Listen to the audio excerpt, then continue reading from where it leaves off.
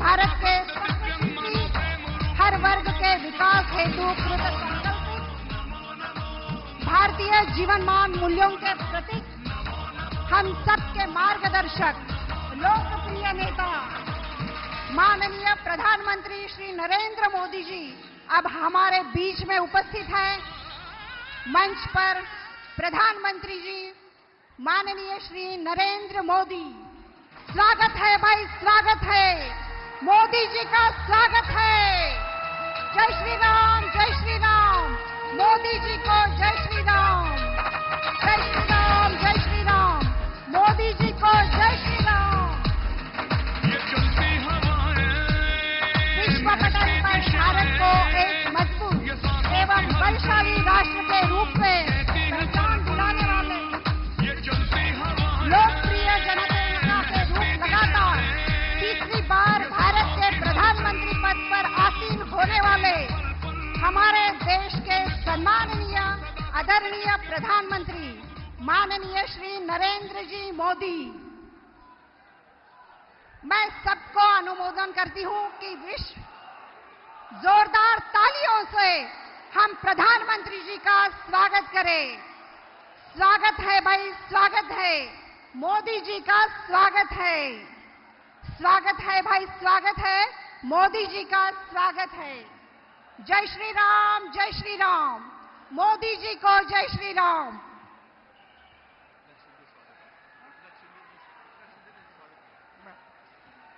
अतिथि देवो भव। मैं मंच पर उपस्थित महाराष्ट्र के मुख्यमंत्री माननीय श्री एकनाथ जी, इनसे विनंती करती हूं कि माननीय प्रधानमंत्री श्री नरेंद्र मोदी जी का आप स्वागत करें। पुष्पगुच्छ और पैठनी, इन महावस्त्रों का पगड़ी मोदी जी को स्वागत के रूप में मुख्यमंत्री साहब दे रहे हैं।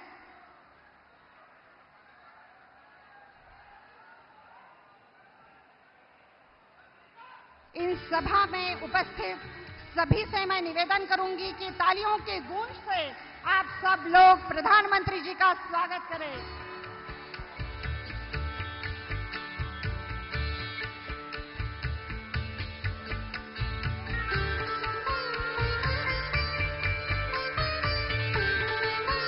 यानंतर माननीय श्री दानवे साहेब आणि माननीय डॉक्टर भागवत कराड साहेब यांना विनंती करते की त्यांनी छत्रपती संभाजी महाराजांची तांब्याची मूर्ती पंतप्रधान मोदीजींना देऊन स्वागत करावं।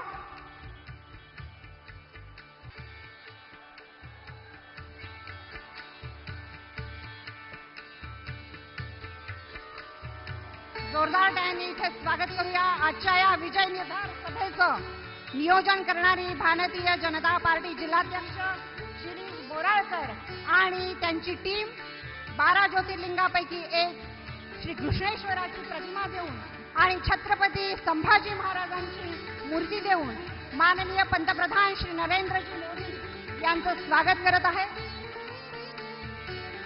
मंचावरील उपस्थित सर्व गणमान्य अतिथियों को स्वागत करने की अनुमति करती हूं।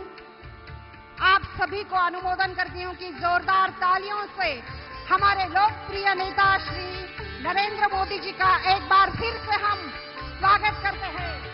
स्वागत है भाई, स्वागत है, मोदी जी का स्वागत है। जय श्री राम, जय श्री राम, मोदी जी को जय श्री राम।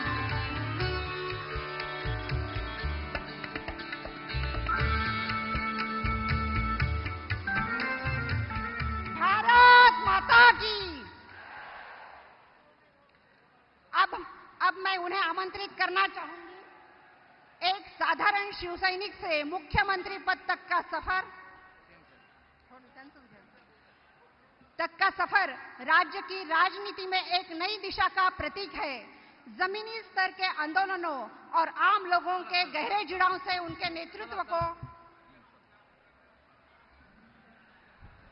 छत्रपति शिवाजी महाराज की जय भवानी। धर्मवीर छत्रपति संभाजी महाराज की महामानव डॉक्टर बाबासाहेब आंबेडकरांना विनम्र अभिवादन करतो.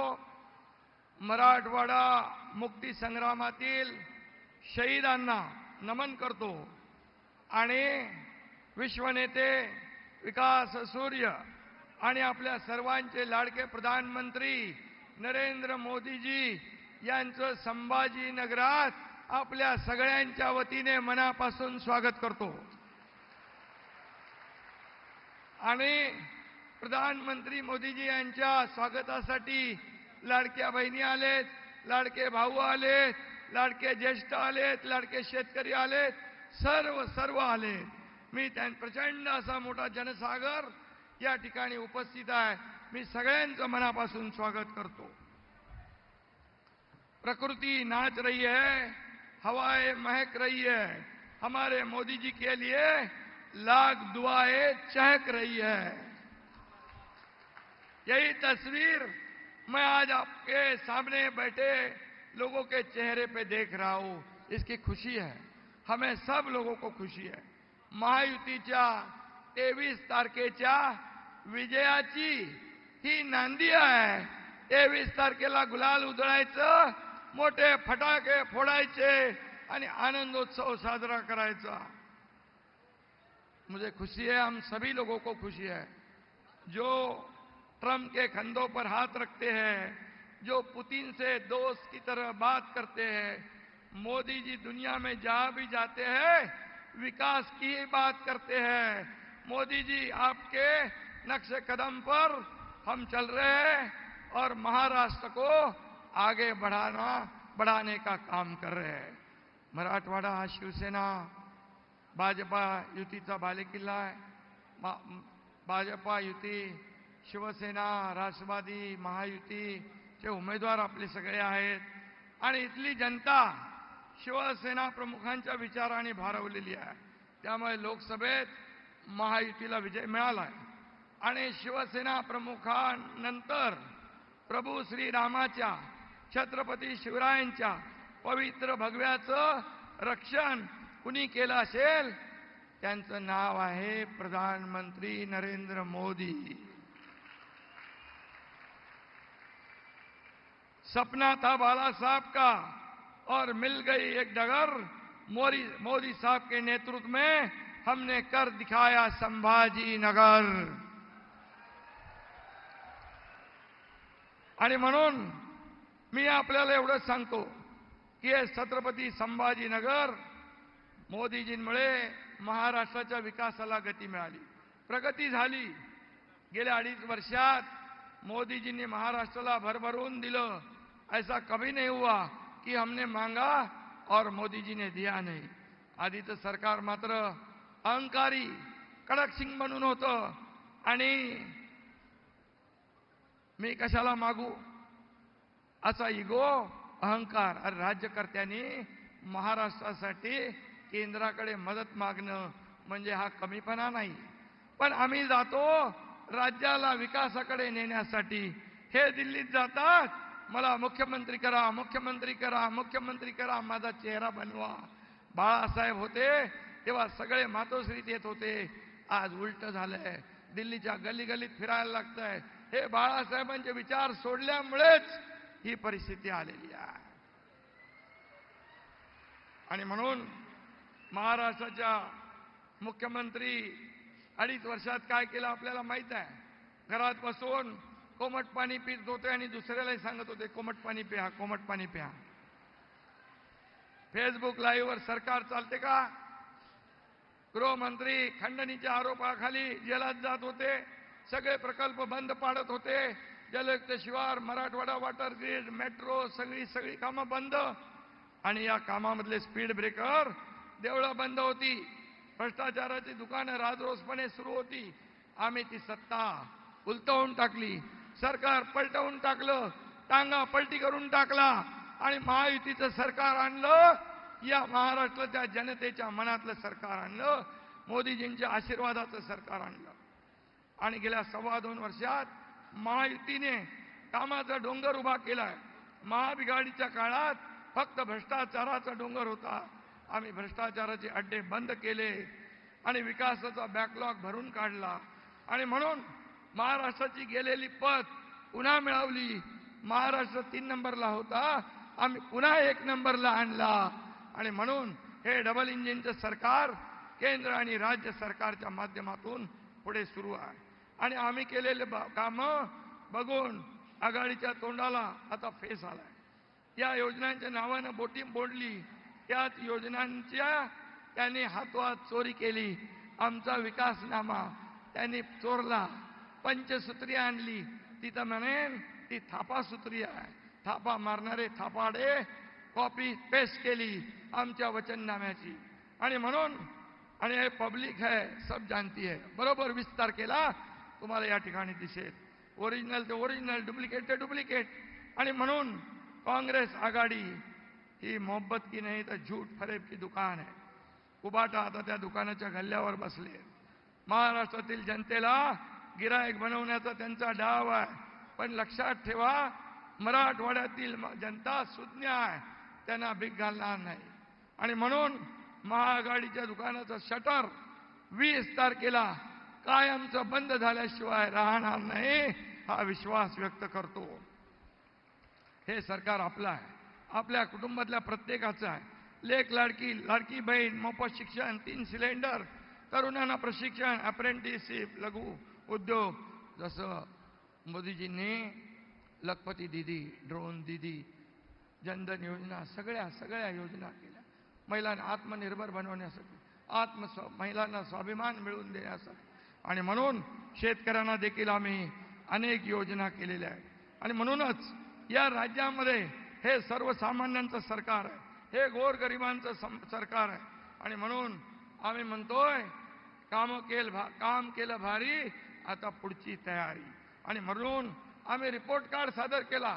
हिम्मत असेल तुमचे 2.5 वर्षाचं काम दाखवा, आमचं 2.5 वर्षाचं काम दाखवतो. होऊन जाऊ द्या दूध का दूध, पाणी का पाणी. आणि लाडक्या बहिणींना विरोध केला, योजना बंद करायचा प्रयत्न केला. पण माझ्या लाडक्या बहिणींना विनंती आहे, जेव्हा तुमच्याकडे मतं मागायला येतील तेव्हा मात्र त्यांना जा विचारा, आमच्या मुलाबाळांच्या तोंडचा घास का पळवला, का तुम्ही कोर्टात गेले. आणि म्हणून या ठिकाणी त्यांचा रस्ता सत्तेकडे जाण्याचा माझ्या लाडक्या बहिणींनी, लाडक्या भावांनी, लाडक्या शेतकऱ्यांनी बंद करून टाकलाय, या विश्वास या ठिकाणी व्यक्त करतो. आणि म्हणून महाराष्ट्रामध्ये या मराठवाड्याने 4 मुख्यमंत्री दिले. इथला साधा पिण्याच्या पाण्याचा प्रश्नही सोडवता आला नाही. मराठवाड्याचा दुष्काळाचा कलंक पुसून टाकण्याचा निर्धार आपण केला आहे. आणि म्हणून त्यासाठी मराठवाडा वॉटर ग्रिड बंद केला आहे, नदी जोड प्रकल्प बंद केला आहे, तो आपण सुरू करायचा आहे. मोदीजींनी त्याला आशीर्वाद दिलेला आहे. आणि म्हणून दुष्काळवाडा हा शब्द आपल्याला पुसायचा. आणि म्हणूनच मी आपल्याला एवढंच सांगतो की आपण येत्या, आता हे सगळे उमेदवार इथं आहेत, या सर्व उमेदवारांच्या पाठीशी तुम्ही उभे राहा. आणि 14 उमेदवार आहेत मला वाटतं. विरोधकांना देखील आपल्याला 14वे रत्न या निवडणुकीत दाखवायचं आहे आणि कायम घरी बसवायचं आहे. महायुतीचं सरकार आणायचं आहे. खऱ्या अर्थाने या राज्यामध्ये, दिल्लीमध्ये मोदी साहेबांचं सरकार, किती त्यांनी आटापिटा केला, फेक नॅरेटिव्ह केलं, संविधान बदलेगा, ये बदलेगा, वो बदलेगा, सगळ्यांना घाबरवलं. तरी सुद्धा या हिंदुस्थानच्या 140 करोड जनतेने पुन्हा प्रधानमंत्री म्हणून 3ऱ्यांदा मोदीजींनाच बसवलं. ही देशातली जनता जागरूक आहे. अरे 50-60 वर्ष काँग्रेसने देशाचं वाटोळं केलं, घोटाळे केले, पण 10 वर्षात मोदीजींनी या देशाला पुढे नेलं, या देशाची प्रगती केली. आर्थिक महासत्तेकडे चाललोय म्हणून आम्हाला अभिमान आहे आमच्या प्रधानमंत्र्यांचा. विदेशामध्ये जातात, राहुल गांधी देशाची बदनामी करतात, तिकडं संविधानची भाषा करतात, तिकडं आरक्षण बंद करण्याची भाषा करतात. यांना त्यांची जागा दाखवणार तुम्ही? यांना त्यांची जागा दाखवणार? यांना त्यांची जागा दाखवा 20 तारखेला. आणि मी शेवटी जाता जाता एवढंच सांगतो, नरेंद्र जी मोदी है विकास का नाम। उनके तन में बसे है प्रभु श्री राम। भक्ति और शक्ति का मिलाप है मोदी। उनके नाम से जानेगी 21वीं सदी। धन्यवाद। जय हिंद, जय महाराष्ट्र।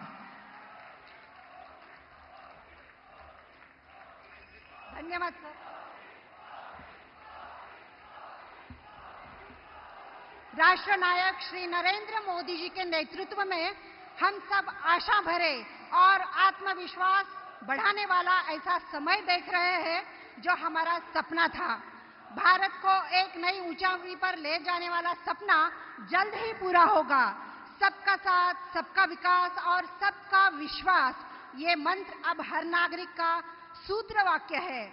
ऐसे हमारे प्रधानमंत्री, जिन्हें मैं निवेदन करूंगी कि वे इस सभा को संबोधित करें, और आप सभी को मैं अनुमोदन करूंगी, तालियों से उनका स्वागत करें। जय श्री राम, जय श्री राम। मोदी जी को जय श्री राम।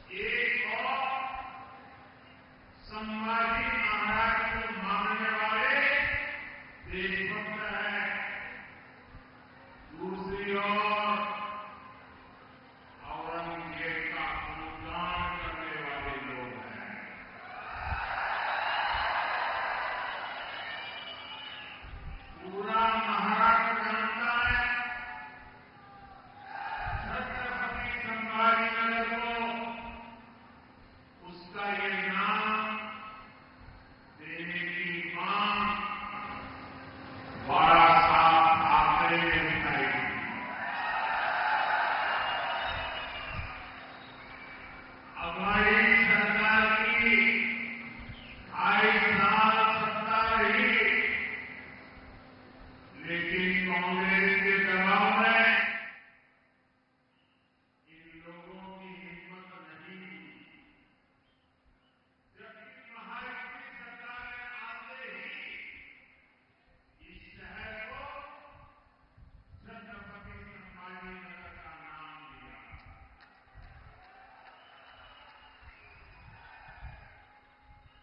हमने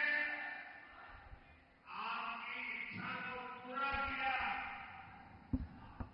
हमने बाला साहब ठाकरे की इच्छा को पूरा किया। और मैं शिंदे जी आपको और आपकी सरकार को भी बहुत बहुत बधाई देता हूं। और साथियों, औरंगाबाद को छत्रपति संभाजी नगर बनाने का सबसे ज्यादा तकलीफ इसे हुई थी। इसी कांग्रेस पार्टी को, अगाड़ी वालों को, जिसके पाले पोसे हुए लोग इस फैसले को पलटने के लिए कोर्ट तक चले गए थे। आप मुझे बताइए, जिन्हें संभाजी महाराज के नाम पर आपत्ति है, जिन्हें उनके हत्यारे में अपना मसीहा दिखता है, ये लोग महाराष्ट्र और मराठी स्वाभिमान के खिलाफ खड़े हैं कि नहीं खड़े हैं? ये लोग हमारी पहचान के खिलाफ है या नहीं है? महाराष्ट्र क्या कभी भी ऐसे लोगों को स्वीकार करेगा क्या? साथियों, महाराष्ट्र को विकसित भारत के विजन का नेतृत्व करना है। बीजेपी और महायुति इसी संकल्प को लेकर काम कर रहे हैं। इसलिए आज महाराष्ट्र में आधुनिक इंफ्रास्ट्रक्चर का निर्माण हो रहा है। आज समृद्धि महामार्ग संभाजी नगर से होकर गुजर रहा है। मराठवाड़ा, विदर्भ और मुंबई से सीधे जुड़ गया है। जलगांव, धुलिया, सोलापुर से हाईवे कनेक्टिविटी के प्रोजेक्ट पर भी तेजी से काम हो रहा है। इस पूरे क्षेत्र में रेलवे को आधुनिक बनाया जा रहा है। साथियों, महायुति सरकार बनने के बाद देश में सबसे ज्यादा निवेश, फॉरेन डायरेक्ट इन्वेस्टमेंट अगर कहीं हुआ है तो वो मेरे महाराष्ट्र में हुआ है। शिंदे जी, इसके लिए भी आपको और आपकी टीम को बधाई। और इसका एक बहुत बड़ा लाभ आप लोगों को हुआ है। अकेले इस क्षेत्र में अब तक 70,000 करोड़ रुपए से ज्यादा के निवेश के समझौते हो चुके हैं। 45,000 करोड़ रुपए के प्रोजेक्ट्स यहां आ चुके हैं। आने वाले समय में बहुत सारी बड़ी बड़ी कंपनियां हमारे यहां काम करेगी। इसके लिए यहां महाराष्ट्र का सबसे बड़ा इंडस्ट्रियल पार्क बनाया जा रहा है और इस सब का नतीजा क्या है? ज्यादा निवेश, ज्यादा कंपनियां, यानी संभाजी नगर और मराठवाड़ा के युवाओं को ज्यादा से ज्यादा अवसर, ज्यादा से ज्यादा रोजगार। साथियों, महाराष्ट्र में विकास के इस महायज्ञ के साथ ही हमारी सरकार विरासत का अनुष्ठान भी कर रही है। भगवान विट्ठल के भक्तों की सुविधा के लिए हमने पालकी महामार्ग का निर्माण करवाया है। महाराष्ट्र और मराठवाड़ के लोग दशकों से मराठी को अभिजात भाषा का दर्जा देने की मांग कर रहे थे। मराठा गौरव से जुड़ा ये काम भी बीजेपी ने ही पूरा किया है। साथियों, अगाड़ी वालों ने महाराष्ट्र की परेशानियों को बढ़ाने के अलावा कोई काम नहीं किया है। मराठवाड़ा में लंबे समय से पानी का संकट रहा है, लेकिन कांग्रेस और अगाड़ी वाले हमेशा हाथ पर हाथ धरे बैठे रहे। हमारी सरकार में पहली बार सूखे के खिलाफ ठोस प्रयास शुरू हुए। महायुति की सरकार ने वैतरणा और उल्लास सब बेसिन से पानी मराठवाड़ा तक पहुंचाने का फैसला लिया है। जब देवेंद्र जी सीएम थे तो उन्होंने जलयुक्त शिवार योजना भी बनाई। जलयुक्त शिवार योजना से मराठवाड़ा में जल संकट सुधरना शुरू हुआ था। लेकिन भाइयों बहनों, बीच में 2.5 साल के लिए इन अगाड़ी वालों की सरकार आ गई थी। इन्होंने इस योजना को भी बंद कर दिया था। जब महायुति की सरकार आई तो ये काम दोबारा शुरू हुआ। छत्रपति संभाजी नगर में पानी की सप्लाई के लिए महायुति सरकार ने 1600 करोड़ रुपए से भी ज्यादा दिए थे। इस पर भी अगाड़ी वालों ने ब्रेक लगा दिया था। अब जब उसे दोबारा शुरू किया गया है तो इस योजना की लागत बहुत बढ़ गई है। इसके लिए अब केंद्र सरकार अलग से 700 करोड़ रुपए दे रही है। ये फर्क है महायुति और अगाड़ी वालों में। ये फर्क है बीजेपी और कांग्रेस में। आप मुझे बताइए, महाराष्ट्र में सरकार पानी और सूखे से मुक्ति दिलाने वाली होनी चाहिए या इन योजनाओं को ठप करने वाली होनी चाहिए? ये अगाड़ी वाले बूंद बूंद पानी के लिए आपको तरसाएंगे। तरसाएंगे कि नहीं तरसाएंगे? इसलिए विशेषकर मैं माताओं बहनों को कहता हूं, ये अगाड़ी वालों को घुसने ही मत देना, वरना आपको पानी के लिए भी तरसा के रखेंगे। इसलिए मैं कहता हूं, भाजपा महायुती आहे तर गती आहे, महाराष्ट्राची प्रगती आहे.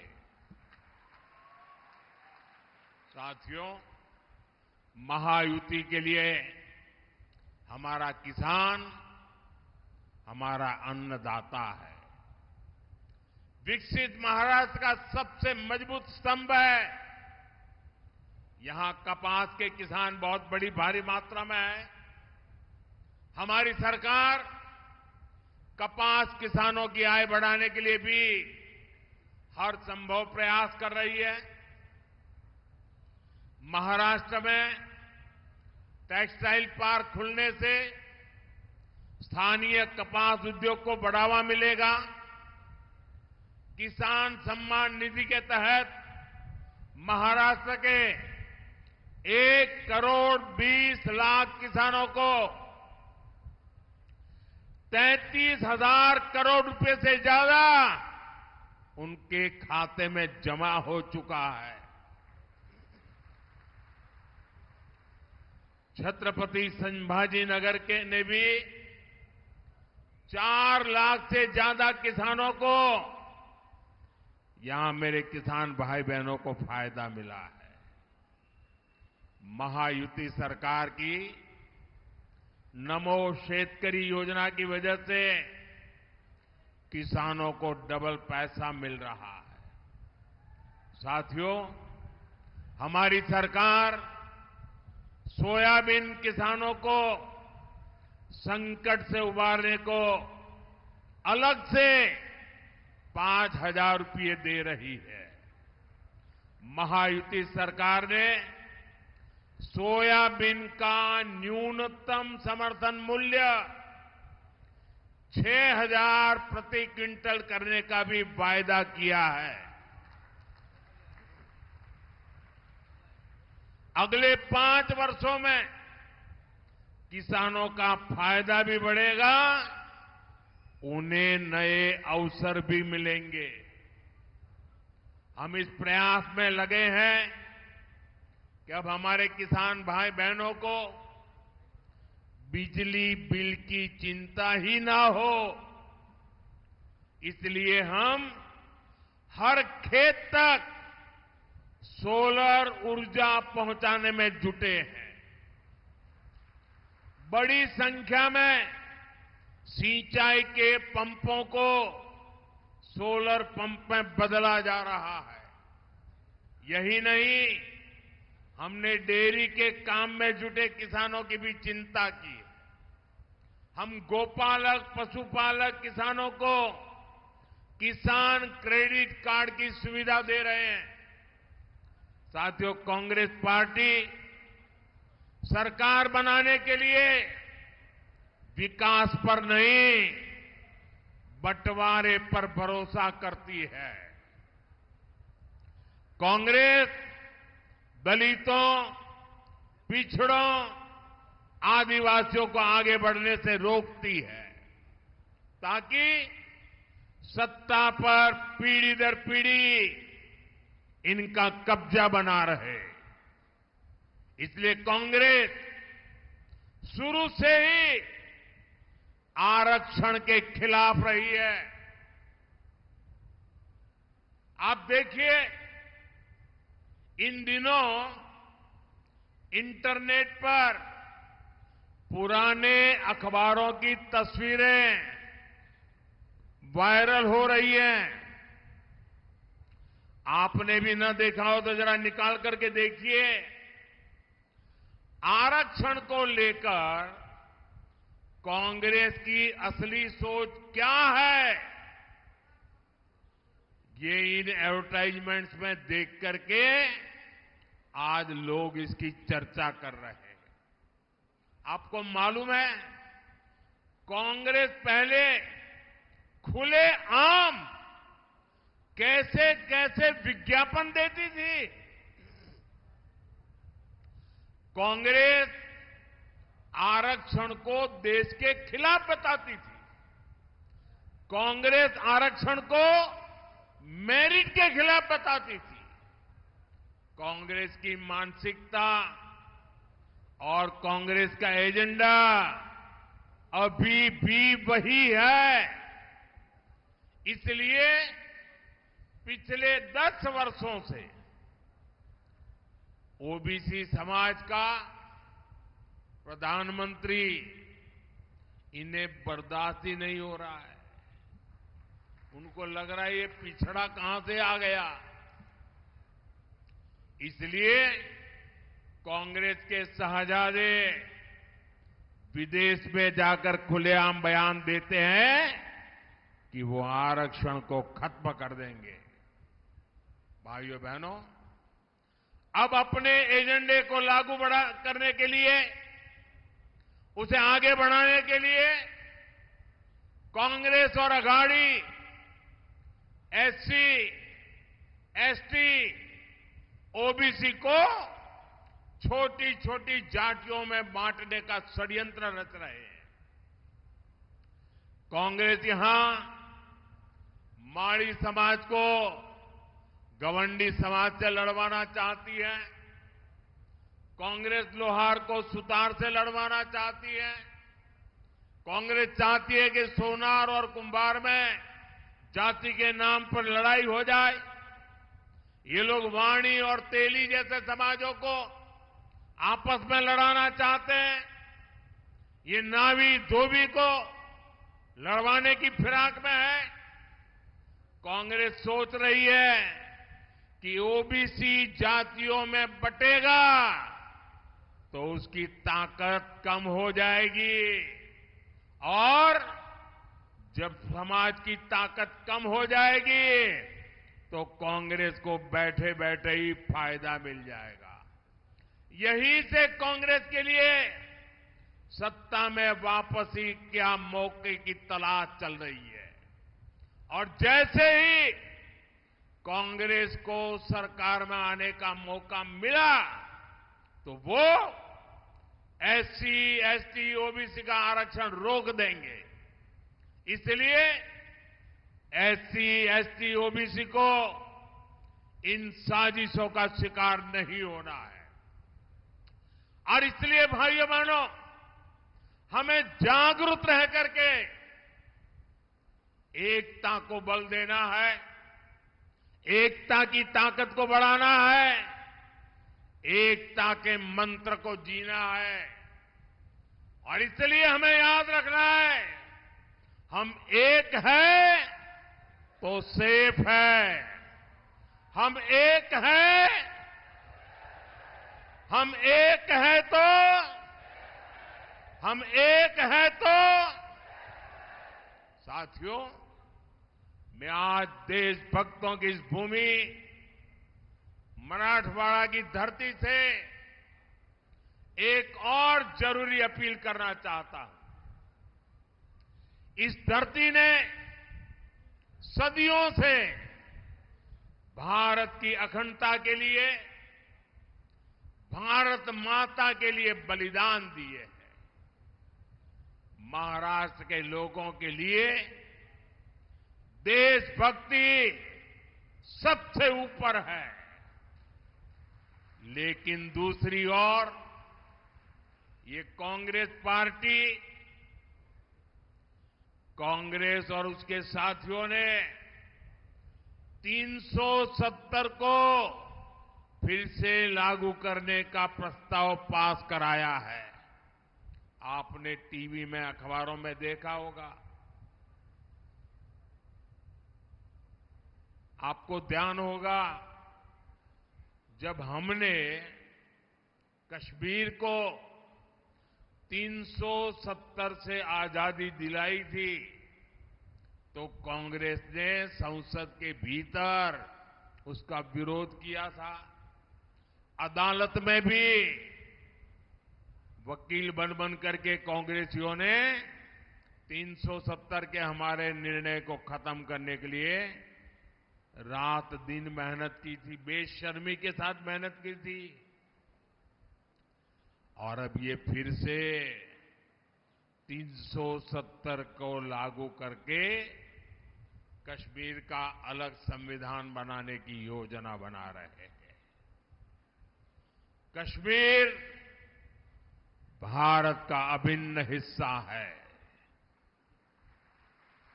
कश्मीर में बाबा साहब आंबेडकर का संविधान चले, कश्मीर से आतंकवाद का नामो निशान मिटे, ये हर देशवासी का संकल्प है। लेकिन कांग्रेस का सपना क्या है? कांग्रेस का सपना कश्मीर से बाबा साहब के संविधान को हटाने का है। मैं तो हैरान हूं, पाकिस्तान के अलावा अगर कोई ये सपना देख रहा है तो वो कांग्रेस और उसके साथी है। पाकिस्तान की भाषा बोलने वाली कांग्रेस और उसके दोस्तों को क्या महाराष्ट्र के मेरे भाई बहन, संभाजीनगर के मेरे भाई बहन ऐसे लोगों को सबक सिखाएंगे कि नहीं सिखाएंगे? साथियों, हमें महाराष्ट्र में एक मजबूत और निर्णायक सरकार की जरूरत है। कुर्सी के लिए आपस में लड़ने वाले अघाड़ी के लोग महाराष्ट्र के हित में कभी काम नहीं कर सकते। इसलिए मेरा आग्रह है, ज्यादा से ज्यादा संख्या में महायुति उम्मीदवारों के पक्ष में वोट करें। मैं आपको भरोसा दिलाता हूं, अगले 5 साल में महाराष्ट्र विकास की नई ऊंचाइयों को छुएगा। इसी संकल्प के साथ आप सबका ये प्यार, ये आशीर्वाद, इसके लिए मैं आपका बहुत बहुत आभारी हूं। मेरे साथ बोलिए, भारत माता की, भारत माता की, भारत माता की। बहुत बहुत धन्यवाद।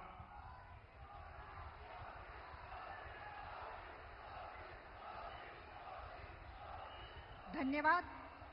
ये थे हमारे प्रधानमंत्री जी, विश्व नेता, लोकप्रिय नेता, मार्गदर्शक, सतत कार्यरत, जिनका सपना है हर लाडली बहन को लखपति बनाने का और हर हाथ को काम दिलाने का संकल्प लेने वाले।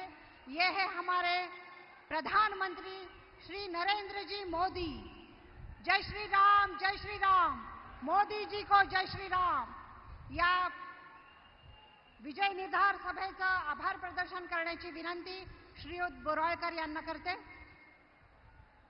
आजच्या या विजय निर्धार सभेसाठी उपस्थित असलेले भारत सरकारचे लोकप्रिय पंतप्रधान व विश्व नेते आदरणीय मोदी साहेबांचं मी मनापासून आभार मानतो। त्याचबरोबर केंद्रीय मंत्री रामदास आठवले साहेब,